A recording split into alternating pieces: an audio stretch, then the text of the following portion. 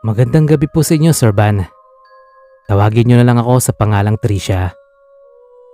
Gusto ko lang ikwento ang karanasan ko noong nag-OJT pa lang ako. Masayang masaya ako noon kasi OJT na lang ang iniintindi ko. Nabunutan na rin ako ng tinik sa lalamunan. Nakapagtapos na rin ako. Pero nawala ang saya ko nang malaman ko kung saan ako mag-OJT. Hindi ko rin maintindihan kung bakit ako nandun. Napakalayo ng tinapos ko. Ikaw ba naman ilagay sa opisina kahit ang tinapos mo naman ay graphic designing related? Wala naman akong magagawa kasi kailangan ko rin naman yon. Ilang araw lang naman ako magpapakaalipin. Unang araw ng OJT ko, hindi na ako komportable. Yung opisina kasi na yon, luma na at parang ang tagal na mula nung huling pinaayos. Sementado naman, pero halata mo talaga na ilang taon na ang pinagdaanan. Hindi ko maintindihan kung ano ba talagang ginagawa nila. Wala naman kasi akong pakialam. Ang focus ko lang talaga ay yung OJT ko. OJT na ang ginagawa ay pagtitimpla ng kape, magpo-photocopy at minsan pagtatapon ng basura sa labas at tagabili ng pagkain nila. Nakakatanga lang na on the job training ka pero yung ginagawa mo walang kinalaman sa trabahong papasukan mo. Mula umaga hanggang alas 8 ng gabi ang schedule ko doon. 3 lang kaming tao doon. Si Ate Nilda at yung boss namin na laging inaantok na si Sir Jeff. Sa totoo lang, Sir Van, ang creepy sa opisina na yon. Napakatahimik. Tapos yung dalawang kasama ko pa, laging seryoso at tipong hindi mo mabibiro. Isang beses umalis si Sir Jeff. Itong si Ate Nilda naman, lumabas pa at bumili ng makakain niya sa labas. Iniwan nila sa akin pansamantala ang opisina. Nakaupo lang ako sa upuan nang biglang tumunog yung telepono. Sinagot ko agad kasi baka importante. May narinig akong nagsasalita sa kabilang linya. Boses siya ng lalaki. Yung mga una niyang sinabi ay hindi ko naiintindihan. Pero sa huli, narinig kong hinahanap niya si Ate Nilda. Malaki ang boses ng lalaki sa kabilang linya at medyo nakakatakot kasi ang seryoso masyado. Nang makabalik si Ate Nilda, ay agad kong sinabi sa kanya na may naghahanap. Wala naman akong ginagawa sa kanya pero nagalit siya sa akin at sinabing di ko raw dapat sinagot ang tawag. Namumutla ang mukha niya at takot na takot. Hindi ko alam kung bakit. Basta mula ng araw na yon, hindi na siya lagi mapakali. Aligaga ang mata niya. Parang laging may binabantayan o inaabangan. Nababahala na ako. Kaya tinanong ko na si Sir Jeff. Maging si Sir Jeff ay hindi rin alam ang dahilan. Maayos naman daw palagi si Ate Nilda. Never niya pang nakita si Ate Nilda na parang balisa at wala sa sarili. Makalipas pa ang ilang araw, madalas na umaalis si Sir Jeff. Kami lang naiiwan ni Ate Nilda sa opisina. 2 araw na lang naman ako noon sa kanila, kaya tinitiis ko na lang yung pagiging weirdo ni Ate Nilda. Magagabi na noong oras na yon, nang palihim kong pagmasdan si Ate Nilda sa pwesto niya. Nakatulala lang siya sa harapan ng telepono. Sa tuwing tutunog yung telepono, ay kukunin niya sabay ibabalik din agad. Nagtataka na nga ako sa kanya kung ano ba talagang problema niya. Nang subukan ko naman siyang kausapin, nanlilisik yung mata niya at galit na galit. Palagi niyang sinasabi na kapag dumating daw yung lalaki, kasalanan ko raw yon. Palagay ko boyfriend niya yung sinasabi niya. Akala ko lang nadadamay ako sa problema ng magjowa. Sandaling umalis si Ate Nilda para magbanyo. Nandun lang ako sa upuan ko habang nakatingin sa table ni Ate Nilda. Kalmado lang akong nakatingin doon. Pero maya-maya lang, Sir Van, bigla na lang sumabog yung mga papel na nandun sa ibabaw ng lamesa. Tapos yung computer naman, may kung ano-anong lumalabas na tab. Sumabay pa na yung pagring ng telepono. Sa taranta ko ay tinawag ko agad si Ate Nilda. Dali-dali din naman siyang lumabas. Pagtingin ko sa mukha niya, namumutla na naman siya at takot na takot. Hinawakan niya ako sa magkabilang balikat at pinagsisigawan. Para siyang nababaliw na sinisisi sa akin ang nangyari. Nahinto lang ang ginagawa niya sa akin nang mamatay ang ilaw sa opisina. Nakaramdam na ako ng takot at kaba, kaya gumilid na lang ako. Habang si Ate Nilda naman, umiiyak at may kinakausap. Para siyang nagmamakaawa sa hangin. Humihingi siya ng tawad. Mga ilang sandali lang, Sir Van, may nakita na kaming imahe ng lalaki sa tapat ng lamesa ni Ate Nilda.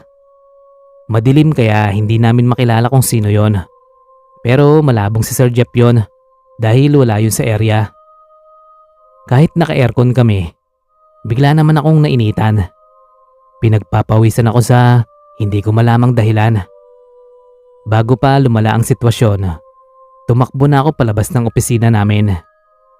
Agad kong kinontak si Sir Jeff. Nalaman ni Sir Jeff ang nangyari. Nagdesisyon siya na wag na papasukan si Ate Nilda kasi wala na rin sa katinuan. Yes, Sir Van. Nabaliw na lang bigla si Ate Nilda.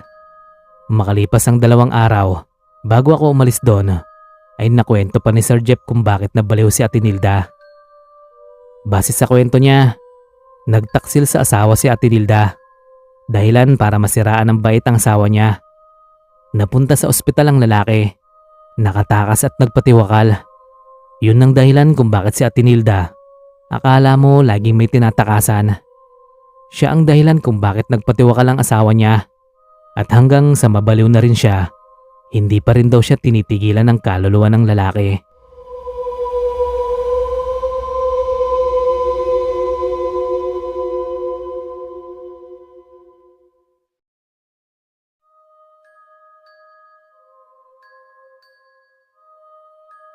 Kumusta po kayong lahat? Magandang gabi po sa inyo, lalo na sa inyo, Sir Van. Gusto ko lang i-share itong karanasan naming magkaka-workmate. Nangyari lang ito noong 2019. Wag na lang nating sabihin kung saang trabaho ito. Basta kami ay nasa Makati. Ako nga po pala si Alex. Nasa isang marketing strategy kami. Masasabi ko na magaling na ako sa bagay na ito. Kasi team head na ako that time. Lahat ng desisyon sa akin muna dumadaan. Kaya nang may makipag-usap sa amin na school tungkol sa OJT, hindi ako nagdalawang isip na tanggapin yon. Partida, hindi ko pa nakikita yung estudyante.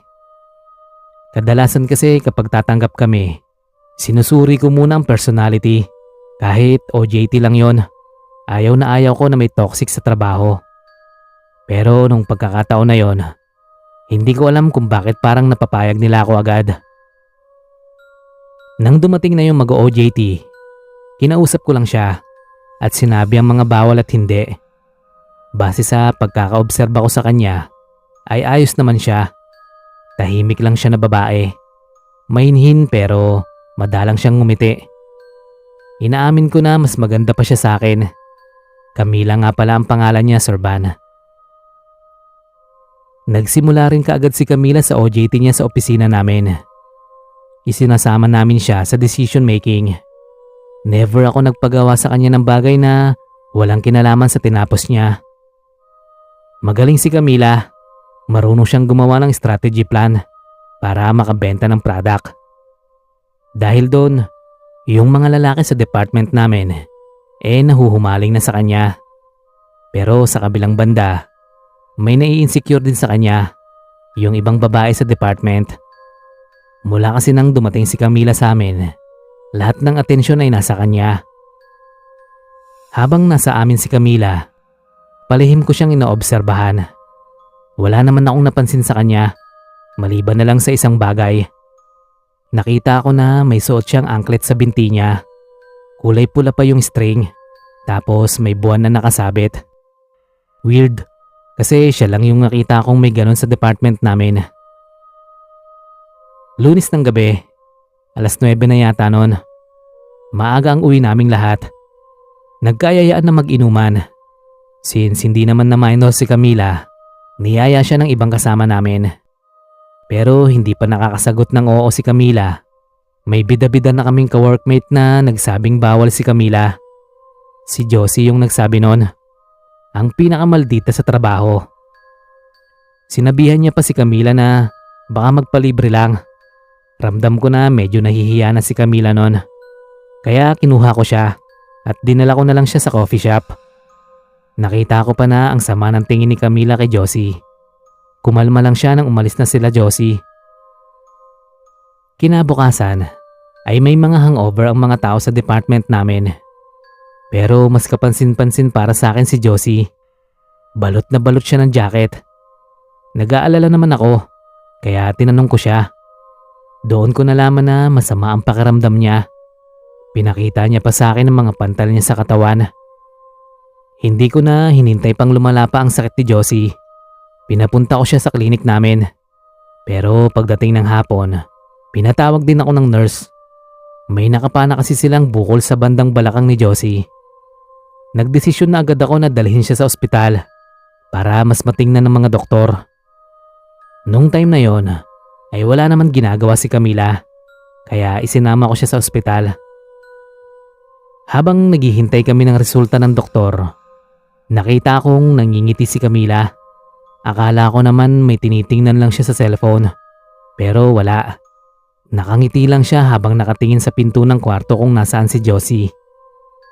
Napailing na lang ako kasi ang weird niya talaga that time. After an hour, lumabas na rin yung doktor. May pinakita siya sa amin na ultrasound. Nakita doon na may bagay na nasa balakang ni Josie. Ang sabi ng doktor, literal daw na bato yon.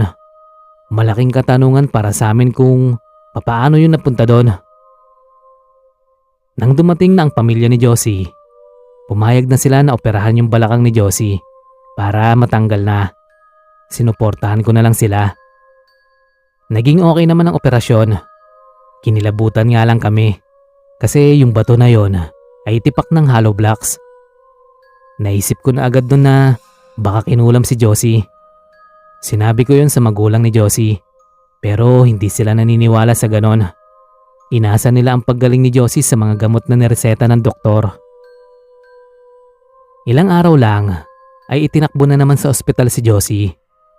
Habang nangyayari yon, si Camila naman ay napansin kong parang naging masigla sa opisina. One time nilapitan ko si Camila at tinanong ko siya kung naniniwala ba siya sa kulam. Nagbago ang reaksyon ng mukha niya. Parang kinakabahan na hindi maintindihan. Bigla na lang siyang nagpaalam na magbabanyo.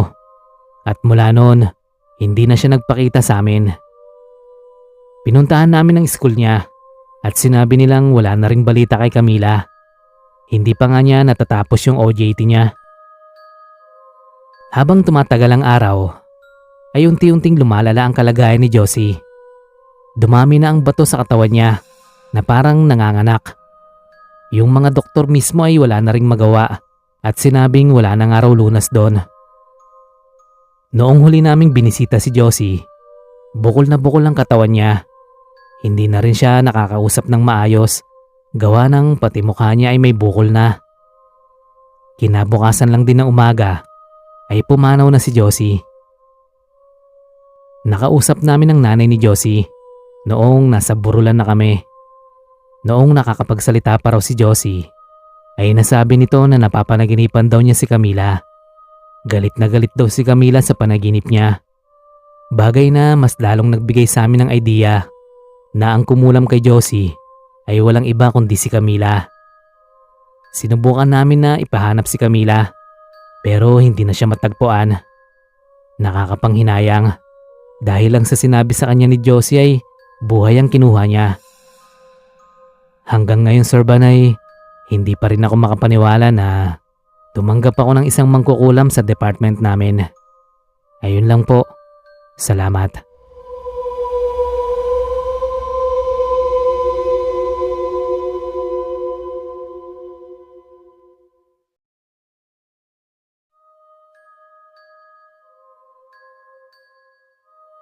Magandang gabi sa inyo, Sir Van.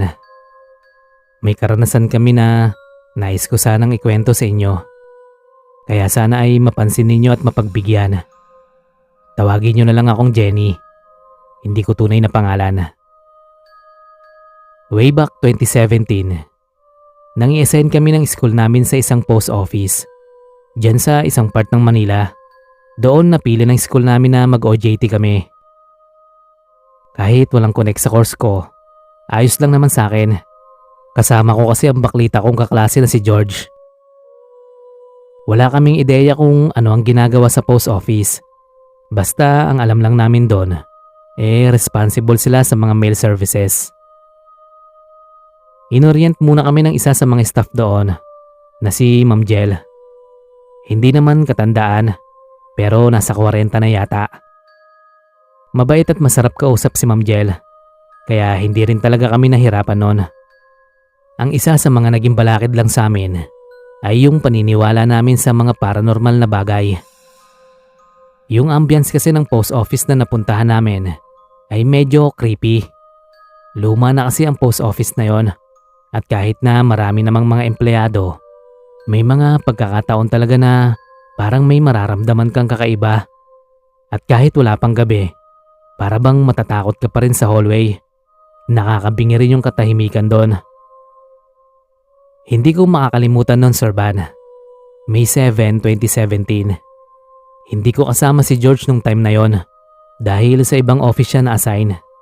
Nagpaalam ako kay Ma'am Jel para magpunta sa banyo. Habang naglalakad ako mag-isa sa hallway, naramdaman ko na para bang may sumusunod sa akin. Naririnig ko kasi na may footstep, pero yung footstep niya mahina. Para bang maliit lang yung paa niya. Hindi ko na lang muna pinansin. Nakarating ako ng banyo at agad din naman akong pumasok sa loob. Pag upo ko sa bowl ay may narinig akong batang tumawa. Napaisip ako kasi wala namang batang nakakapasok sa post office. Nagmadali akong umihi at sumilip ako sa labas. Sa may kabilang cubicle, may naririnig akong nag-flash ng bowl. Kaya sandali muna ako nagstay doon para alamin kung yung bata nga ba ang nandun. Pero wala. Maglilimang minuto na ata ako doon pero wala pa ring lumalabas. Kaya hindi na ako nakatiis. Kinatok ko na ang kabilang cubicle. Nang wala namang sumasagot, dahan-dahan kong itinulak ang pinto. Nagtaka ako kasi wala namang pong tao, Sir Van. Mas lalo akong kinilabutan nang makita akong biglang nag-flash na naman yung bowl. Napaatras ako sa takot. Napahinto ako nang maramdaman kong may naatrasan ako sa likuran ko. Habang nakatalikod ako, nakita ko yung anino ng bata na nagmula pa sa likuran ko. Dahan-dahan akong lumingon para tingnan kung sinong bata yon. Pero wala. Walang bata sa likuran. Ang nakakakilabot pa, nandun pa rin yung anino ng bata. Nagmadali akong tumakbo palabas. Hingal na hingal ako nang makabalik ako sa office. Tinanong pa nga ako ni Ma'am Jel kung anong nangyari. Kaya hindi na rin ako nagdalawang isip pa na sabihin. Nang malaman niya ang kwento ko, sinabihan niya ako na wag papansinin ng bata. Matagal na raw kasi yung batang yun sa post office. Halos lahat na raw ng old employee ay nakita na ang batang yon. Pero wala daw nakakaalam kung saan nanggagaling ang batang multo na yon. Ang haka-haka lang daw baka ang batang yun ay biktima rin ng kalupitan ng mga Hapon noong World War. Sinunod ko na lang ang sinabi ni Ma'am Jel na wag nang babalik ng banyo at sa iba na lang daw ako magbanyo kung naiihi. Kaso nang magpipirmahan na kami ng tickler, biglang nawala yun sa bulsa ko. Naalala ko na dala-dala ko pala yun noong nagbanyo ako. Doon pa naman nilalagay kung nakailang oras na ako sa OJT ko. Pauwi na si George noon, pero pinilit ko talaga siya na samahan ako.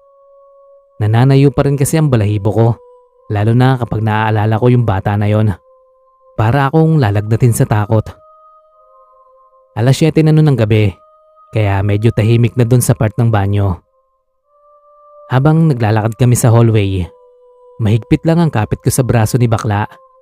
Nang nasa tapat na kami ng banyo, nagdadalawang isip pa ako kung papasok ba ako o hindi.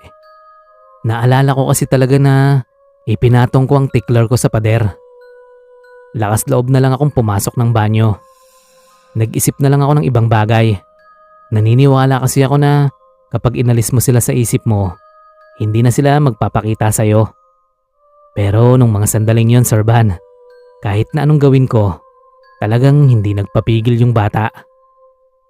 Pagpasok ko ng cubicle, nakita ko agad yung tickler ko. Pagdampot ko pa lang ay may nakita na akong batang nakaupo sa may pader. Nakasuot siya ng parang pang boy scout na marumi. Yung mukha niya parang inaagnas. Tapos kulay puti lang lahat ng mata niya. Sa sobrang takot ko, napaupo na lang ako sa sahig habang nakatingin doon sa bata. Hindi ako makagalaw, Sir Van. Sa sobrang kaba na nararamdaman ko, kahit simpleng pagsigaw ay hindi ko rin magawa. Noong mga sandaling yon, nagdasal na lang ako na sana pumasok na si George. At dininig nga ng Diyos ang dalangin ko. Dahil sa tagal kong lumabas, napilitan na si George na puntahan ako. Naabutan niya akong nakaupo at tulala. Hindi ko na nga namalayan kung papaano nila ako nadala sa klinik. Basta nang mahimasmasan ako, nagyaya na agad akong umuwi. Mula nun, Sir Van, natakot na akong lumabas. Nasa opisina na lang ako. Kapag iihi naman ako ay nagpapasama ako sa mga kakilala ko.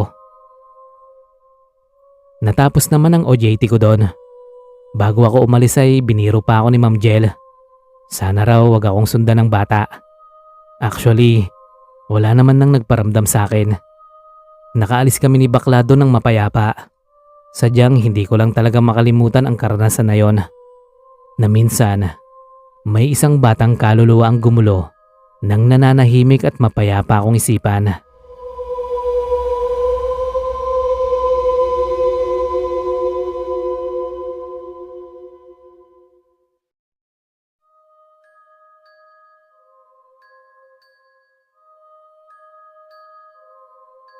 Magandang araw po, Sir Van. Gusto ko po sanang ibahagi rin sa channel mo ang naging karanasan ko noong minsang sumama akong magbakasyon sa katrabaho ko sa probinsya nila. Taong 2010 nung mangyari ang kwento ko. Bago lang ako noon sa pinapasukan kong jewelry store bilang isang sales lady sa Quiapo. Chinese yung boss ko at doon sa store ay may isa pa akong kasama. Pero hindi kagaya ko. Matagal na siyang nagtatrabaho kina Mr. Chua. Hindi totoong pangalan. Ang alam ko ay 4 na taon na siya roon at ang pangalan niya ay Melody.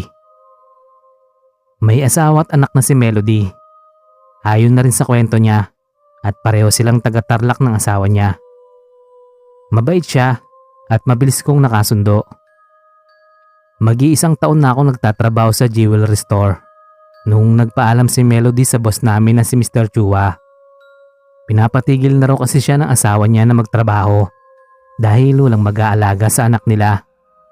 Paalis na kasi papunta sa ibang bansa yung asawa niya. Ayaw pa sanang payagan ni Mr. Chua si Melody noon dahil malaki na nga ang tiwala nila sa kanya. Pero hindi nagpapigil si Melody. Umalis siya at naiwan ako sa store. Tapos after 1 week ay meron na uli akong kasama na kapalit ni Melody. Ilang buwan ang matuling lumipas at nakatanggap ako ng tawag mula kay Melody. Niyaya niya akong magbakasyon daw sa kanila kahit 1 week lang. Namiss daw kasi niya ako. Ayaw ko sana noong una dahil wala akong ekstrang pera.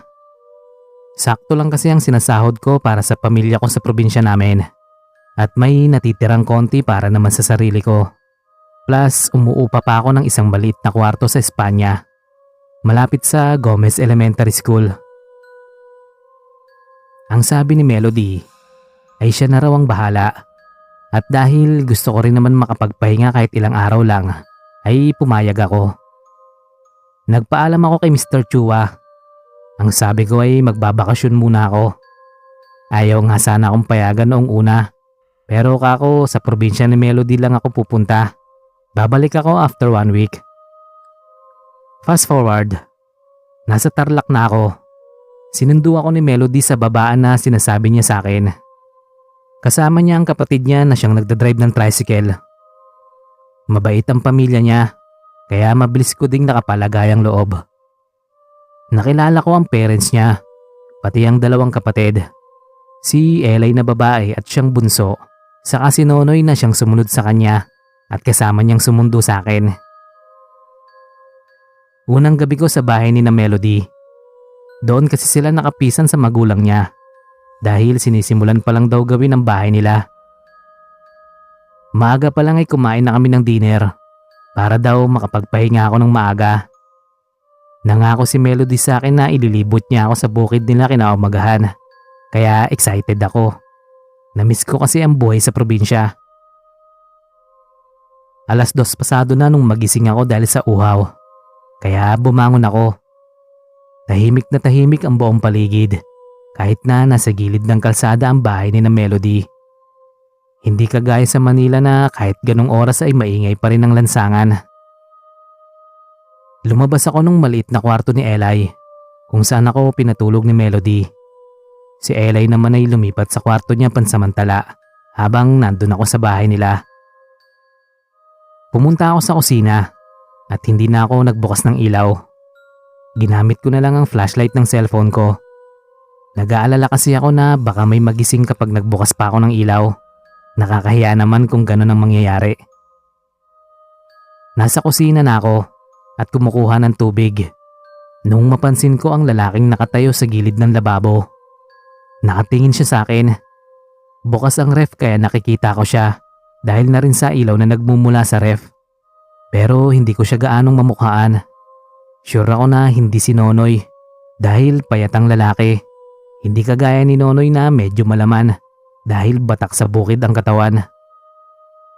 Natakot ako dahil wala naman nabanggit si Melody sa akin na may isa pa siyang kapatid na lalaki bukod kay Nonoy. At bago pa ako makapag-isip ng gagawin ay napasigaw na ako. Inisip ko kasi na baka magnanakaw ang lalaki. Baka naiwang hindi nakalak ang pinto sa kusina kaya nakapasok. Mas lalo akong natakot nung maisip ko yung mga namamassacre dahil sa kaso ng pagnanakaw o di kaya ay may galit sa pamilya kaya pinatay lahat. Mukha namang mabait ang pamilya ni Melody pero malay ko ba kung may isa sa kanila na nagkaroon ng kaaway kaya gustong gumante. Baka kaaway ni Nonoy, ganyan. Nabitawan ko rin ang hawak kong baso dahil sa takot. Nabasag yun at nasugatan ng paa ko dahil sa tumalsik na bubog. Pero hindi yun ang nasa isip ko nung time na yon. Basta takot na takot ako. Bakasyon gone wrong pa yata ang mangyayari kung doon ako mamamatay. Hindi ko na namalayan kung sino ang unang nagising dahil sa tili ko. Basta nandun na si Melody at ang parents niya sa kusina. Bukas na rin ang ilaw. Si Nonoy naman ay may hawak ng pamalo na hindi ko alam kung saan niya nakuha. Tinanong nila ako kung ano ang nangyari. Sabi ko may lalaki sa kusina. Nakatayo ka ako sa may lababo at nakatingin sa akin. Nung marinig yun ng tatay ni Melody at ni Nonoy, ay kaagad nilang hinanap yung lalaking sinasabi ko. Dahil bigla siyang nawala.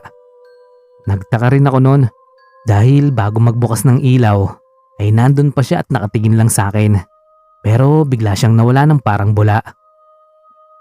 Lumabas pa ng bahay yung tatay at kapatid ni Melody para makasiguro pero wala na talaga silang nakitang lalaki. Tahimik na tahimik din ang paligid. Kahit ang alaga nilang aso ay hindi kumahol. Ibig sabihin ay wala talagang pumuntang tao roon. Nung tingnan din kasi nila yung pinto ay nakalak naman. Ipinilit ko pa rin na meron talagang lalaki doon sa may lababo. Nakatingin pa nga sa akin. Tapos dinescribe ko yung lalaki. Ang sabi ko ay matangkad pero payat. Medyo mahaba ang buhok at yung damit na puti nakasabit sa balikat. Tapos nakita kong nag-sign of the cross ang nanay ni Melody. Mas lalo akong nagtaka. Naisip kong hindi naman siguro multo yung nakita ko. Pero nung sinabi ni Melody sa akin na baka ang kuya niya ang nakita ko. Matagal na raw yung namatay. Mga 4 years na. Mahilig daw magsabit ng damit ang kuya niya sa balikat at mahaba rin ang buhok na kagaya ko. At para makasiguro ay may kinuha siyang album. Ipinakita niya sa akin ang picture ng kuya niya at kinilabutan ako dahil kahit hindi ko gaano namukhaan yung lalaking nakita ko ay sure ako na siya yung nasa picture. Ang sabi rin ng nanay ni Melody ay yun ang unang beses na nagparamdam ang panganay niyang anak kaya nabigla rin sila. Naisip naming baka nanghihingi ng dasal kaya napag-usapan na magtirik sila ng kandila sa sementeryo kinabukasan. Nabanggit din sa akin ni Melody na bangungot ang ikinamatay ng kuya niya. Kinabukasan ay nagpadasal sila at nagtirik ng kandila sa sementeryo. Kaya panatag na ako na hindi ko na makikita ang kaluluwa ng kuya ni Melody. Pero mali ako. Dahil nung pangatlong araw ko sa bahay nila ay nakita ko uli siya. That time ay maliwanag pa. 5:00 lang ng hapon at nasa likod ako noon ng bahay. Nakatayo siya sa tabi ng kubo ng mga alagang kambing ng tatay nila. Nakatingin ulit siya sa akin. Malungkot siya kaya pati ako ay nalungkot din. Natakot ako pero naisip kong hindi naman niya ako masasaktan kaya hinayaan ko na lang. Yung natitirang araw ko sa bahay ni na Melody ay palagi ko siyang nakikita, Sir Van. Hindi ko na binanggit kay Melody at sa parents niya na nakikita ko pa rin ang kuya niya. Pabalik na ako sa Manila nung araw na yon. Nag-CR muna ako. Pero laking gulat ko nung paglabas ko ng banyo ay nakita ko ulit siyang nandun sa gilid ng lababo kung saan ko siya unang nakita. Malungkot siyang nakatingin sa akin, nakagaya ng palagi niyang ginagawa. At somehow ay nalungkot din ako, Sir Van. Naisip ko kung hindi siguro siya namatay, baka maging crush ko pa siya. Hanggang dito na lang po at maraming salamat.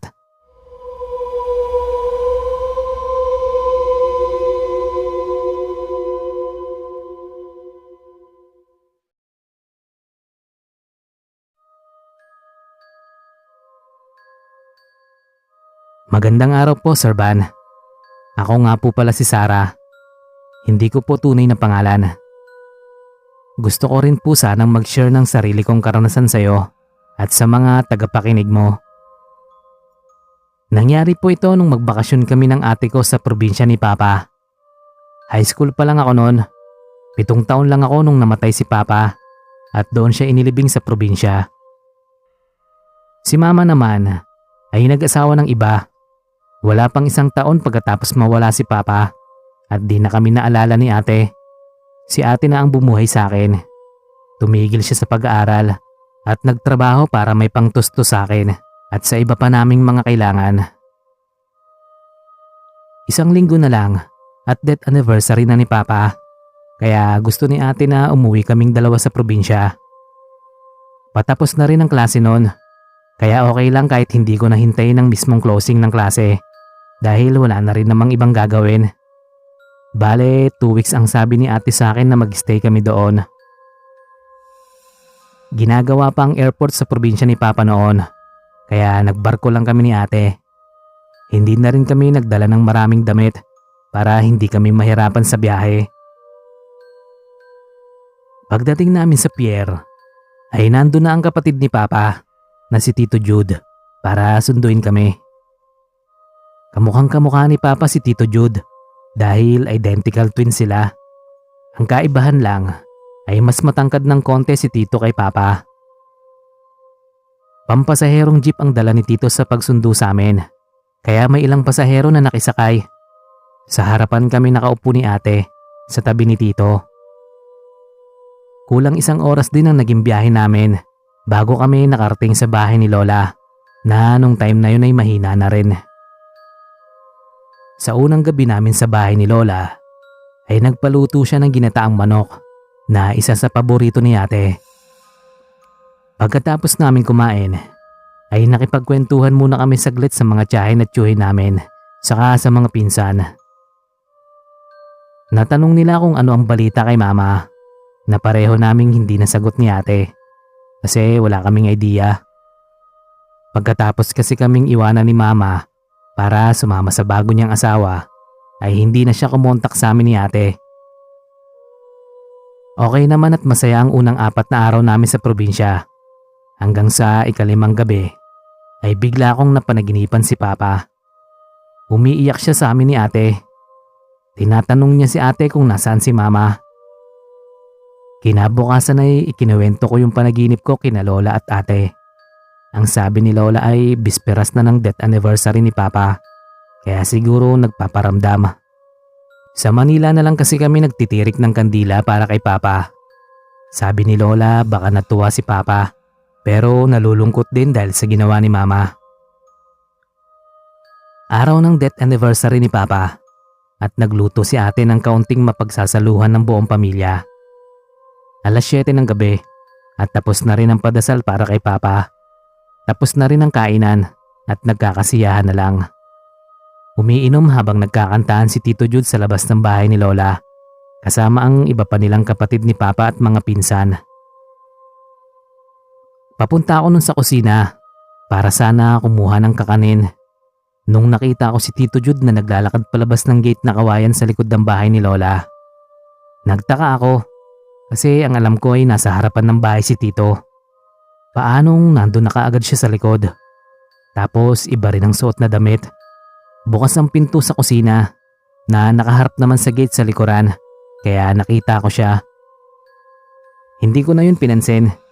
Kumuha na ako ng kakanin at bumalik uli sa terrace kung saan nandun sina ate. Ibinigay ko sa kanya ang plato na may lamang kakanin. Tapos hindi sinasadyang napatingin ako sa gawin ng mga nagiinuman kong tiyuhin at pinsan. Nagulat ako nung nakita kong nandun si Tito Jude at nakikipagtawanan sa isa kong pinsan. Tinanong ko si ate kung umalis ba si Tito Jude doon at ang sagot niya ay hindi raw. Namutla talaga ako.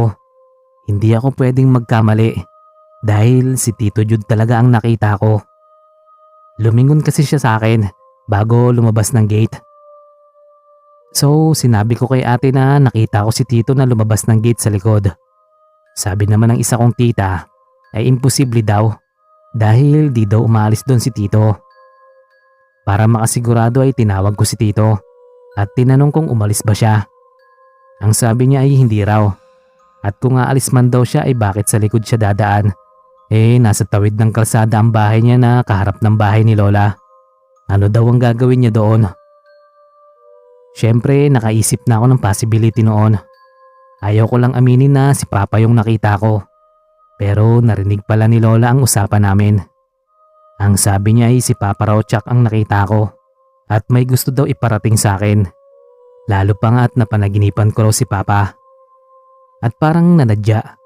Biglang bumagsak yung picture frame ni Papa noong binata pa siya na nakasabit sa dingding. Wala namang hangin dahil magsa-summer na kaya paanong nahulog. Kinabukasan ay pumunta ulit kami ni ate sa libingan ni Papa. Tinanong siya ni ate kung ano raw ang gustong mangyari ni Papa. Nanghingi siya ng sign. Kapag daw pag-uwi namin sa bahay ni Lola at may matanggap siyang text mula kay Mama. Duda ako noon na magte-text si Mama dahil simula nung iwanan niya kami ay walang natanggap si ate kahit text. Kaya hindi ko masisi si ate kung galit siya kay Mama. Pagbalik namin sa bahay ni Lola ay nangyari ang hindi namin inaasahan. Biglang nag-text si Mama. Nangangamusta siya sa amin ni ate at ang sabi niya ay gusto raw niyang ayusin ang relasyon niya sa amin. Hindi siya sinagot ni ate. At naiintindihan ko naman. Ang laki kasi ng impact kay ate ng ginawa ni Mama. Iniwan niya kami nung panahong kailangan namin ng magulang. At hindi na nga kami bumalik sa Manila. Patay na rin si Lola. At sa amin ni ate niya ibinili ng bahay nila ni Lolo. Sa ngayon, Sir Van, ay isa na akong ganap na teacher sa tulong ng ate ko. Si Mama naman ay nalaman namin na iniwan ng lalaking sinamahan niya para sa ibang babae. Sa ngayon ay kasama namin siya ni ate, pero hindi pa rin sila okay. Pinatawad na si Mama ng mga kapatid ni Papa, pero si ate ay mukhang hindi pa handa. Hanggang sa uulitin, Sir Van. Salamat.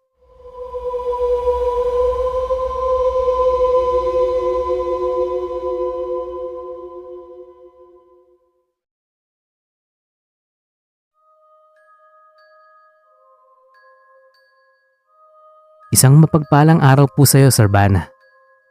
Bagong salta lang po ako dito sa channel mong Malikmata at naisipan ko kaagad na ibahagi ang sarili kong kwento. Bago ko makalimutan, ako nga po pala si Nick, tubong Samar, at isa pong construction worker dito sa Manila. Nagkayayaan kami noon ng mga kasama ko sa trabaho na magbakasyon sa bahay ng isa naming kasama sa Laguna. kahit na 3 araw lang. 4 kaming pumunta sa Laguna noon. Ako, yung 2 naming kasama at yung mismong may-ari ng bahay na pupuntahan namin. Binyag din kasi ng anak niya at kinuha akong ninong. Nasa Laguna na kami noon, sa bahay na mismo nila. Nag-rent kaagad kami ng videoke machine. Nag-inuman at nagkantahan. Ipinakilala din nila kami sa mga dalaga sa kanila, kaya talagang masaya kaming lahat. Inabot kami ng halos ating gabi sa pag-inom at talagang lasing na ako. Pero kahit halos hindi ko na makita ng maayos ang paligid ko, ay alam ko pa rin ang ginagawa ko. Nag-iisa ako nun sa labas ng bahay dahil naninigarilyo pa ako at hinihintay ko rin ang kumpare ko na bumili ng balot sa kanto. Tulog na ang mga kasama ko, pati yung asawa at mga anak ng kumpare ko. Medyo may kalayuan sa highway ang bahay, pero nasa tabi naman ng barangay road. Marami pa ring puno sa paligid, kahit isa ang Laguna sa maunlad na ring probinsya. Paubos na yung sigarilyo ko nung nakita ko ang babaeng naglalakad ng mag-isa. Nakatalikod na siya, kaya hindi ko nakita ang mukha. Hindi ko alam kung ano ang pumasok sa isip ko at sinundan ko siya. Sunod lang ako ng sunod sa babae. May mga nakakasalubong ako na iilang tao, pero hindi ko sila pansin dahil nakatingin lang ako sa babaeng sinusundan ko. Nakita ko siyang lumiko sa isang bakuran, kaya lumiko rin ako. Pumasok siya sa gate, kaya pumasok din ako. Pero hindi pa man ako nakakalayo sa gate, ay may biglang humila sa akin, ang kumpare ko. Tinanong niya ako kung ano raw ang ginagawa ko roon at bakit ako napunta doon. Parang ihingot ako noon na sumagot. Ang sabi ko ay sinusundan ko yung babae. Sabi ng kumpare ko, sira ulo daw ako. Anong babae raw ang pinagsasabi ko? Wala naman daw siyang nakitang babae. Ako lang daw ang nakita niyang naglalakad na parang wala sa sarili. At tinuro din niya sa akin yung sira-sira na bahay na nasa harapan namin. Ang sabi niya ay matagal na raw na walang nakatira doon simula nung nasunog yung bahay. At ang sabi pa niya ay baka raw yung nakita ko ay kaluluwa ng anak na dalaga ng may-ari ng nasunog na bahay. Hindi raw nakaligtas sa sunog yung babae dahil lasing, kaya hindi nagkamalay. Wala daw yung mag-asawa nung mangyari yon at yung anak lang talaga ang naiwan sa bahay. Bali-balita daw talaga doon na nagpapakita yung babae. Minsan ay amoy sunog daw ang paligid, sabi ng mga nakatira malapit doon sa lugar. At madalas daw pakitaan ng babae ay mga dayo sa lugar na kagaya ko. Ayaw ko sanang maniwala noon, pero naisip kong kakaiba nga yung babae na sinusundan ko. Para siyang robot na diretso lang ang lakad. At sabi rin ng kumpare ko ay hindi pa raw nasosolve yung kaso tungkol sa pagsunog ng bahay dahil lumabas daw sa investigasyon na sinadya ang sunog. Kaya rin daw siguro hindi matahimik ang kaluluwa ng anak ng may-ari ng bahay. Salamat sa pagpili ng kwento ko, Sir Van. God bless po.